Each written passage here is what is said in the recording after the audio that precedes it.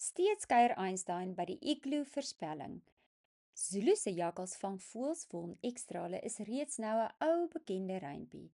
En natuurlik praat ons hier oor die X-strale, die X-letter, wat 'n blou letter is. Die rede hoekom die X blou is, dit is nie 'n funksionele letter in Afrikaans nie en daarom gaan jy sien hierdie les is baie vinnig, kort en kragtig.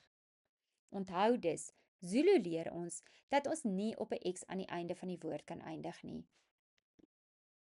Vir volledigheid sing die alfabetliedjie en vind die letter X, bou dit en bou ook die klankboek aan die X wat X sê.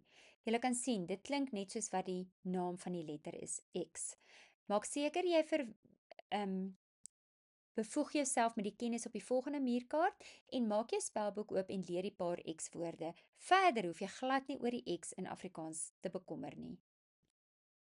Hier wys ons dat die X in Afrikaans gewoonlik aan die begin van die woord staan en dat daar 3 woorde is en elkeen het sy eie klank. X was maar net die eerste. Xylofoon is 'n X. Dit is 'n uitsondering. Maak ook seker as jy die Engelse program volg, sal jy sien hoe dit daar geskryf word.